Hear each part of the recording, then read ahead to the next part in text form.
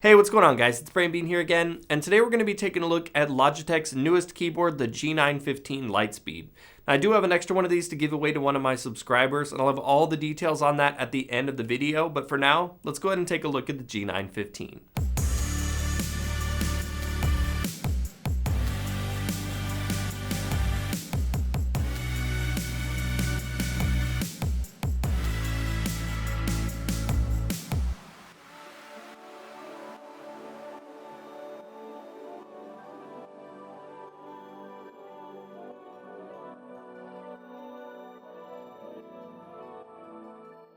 So starting as always with construction and design, as you guys can already tell, this is a low profile mechanical keyboard, which might surprise you as a big flagship model. I feel like low profile keyboards are a little bit polarizing, and so most people either like them or they hate them, but I feel like there's a lot going for this keyboard that may even convert some of you that don't really like low profile keyboards. So as you can tell just by looking at the keyboard, it's got a pretty slim minimalistic design to it. Obviously it's an ultra thin keyboard, but even the side bezels on three sides are very, very small, only being as big as they need to be.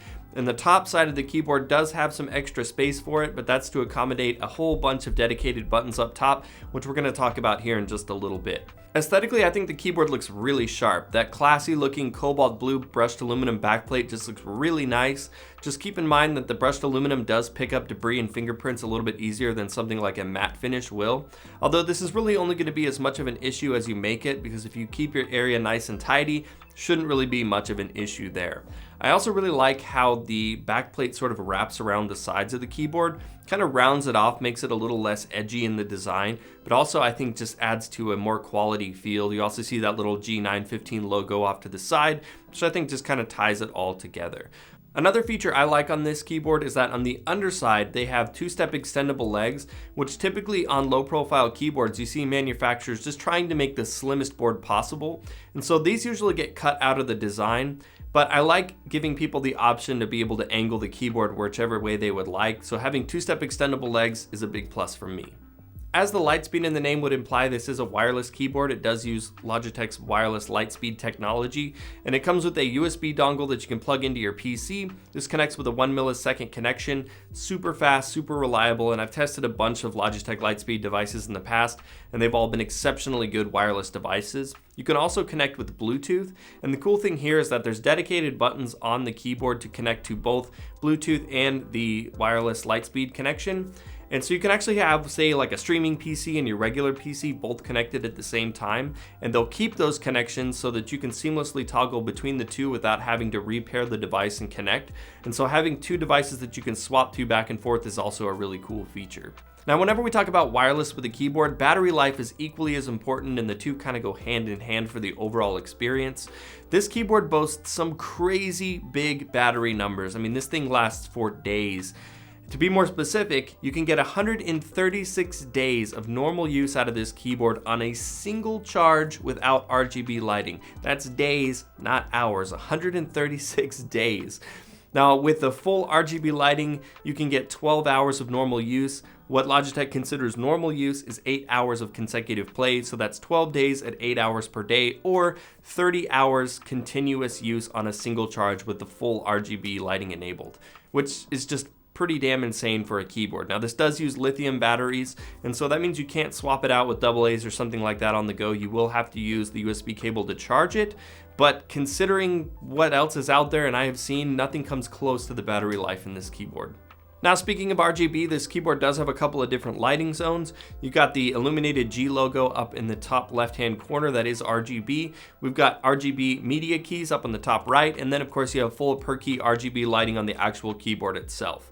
Now, the lights are controlled by Logitech's G-Hub software, and you can actually save up to 3 dedicated profiles directly onto the keyboard itself. There are 3 dedicated buttons up on the top left of the board where you can toggle in between these on the fly. So it's nice with it being a wireless keyboard that you can pair to different devices, being able to save all your settings directly onto the keyboard so you can take those to different devices as you go. The actual G-Hub software itself has a nice clean interface. I think it's fairly user-friendly as far as lighting softwares go. And of course, you can use it to pair all of your different Logitech devices together to have seamless effects. They also have, of course, the ability to create custom macros, create your profiles, your lighting animations, bind keys, all that kind of stuff that we've come to expect from lighting softwares. I also like that Logitech has a cool feature where you can pick areas of your screen to grab, basically mimic whatever colors are on the screen in that particular area down onto your devices, which I think is a pretty neat thing to have too. Now, one of the most exciting things about this keyboard for me was the inclusion of Logitech's new GL switches. Now, these GL switches are part of a partnership between Logitech and Kaihua, and they're basically a variant of the Kaihua chocolate switch. Now, these are made with Logitech's own specifications, and they're going to offer this keyboard actually in 3 different varieties, which is really cool. They have a clicky, a linear, and a tactile version, which ensures that just about everybody out there will have a board that suits their taste. And all of these switches come with a 1.5mm actuation distance, a 2.7mm total travel, and a 50-gram actuation force. So a pretty standard as far as the specs go. It's going to be about 25% faster than your average Cherry switch in terms of distance. And what I particularly like is that because these are low profile switches, that 1.5mm distance and the 2.7mm travel still make it feel like a full-size switch. And when we look at other gaming switches like the Romer G switch was a 1.5mm, and we look at Cherry MX Speeds or the Razer Opto mechanical switches, all of these still have those shorter actuations. So in terms of full-size switches out there right now, this is still going to give you that experience. So even though you're going low profile, you're not sacrificing in terms of typing or gaming experience. And I also like that the form of the chocolate switches offer very little key wobble and overall have a really nice solid feel to them. The only real downside to using these types of switches is that the keycaps are not going to be universally compatible with something like Cherry MX switches. So if you wanted to swap out keycaps later, that is going to be a bit of an issue. But in terms of looking at Logitech's history with the Romer G switch anyways, that wasn't really something you could do. So shouldn't be really that much of a difference for people that are used to using Logitech. Now I got my keyboard in the GL clicky switches, so just so you guys can hear, here is a quick sound test.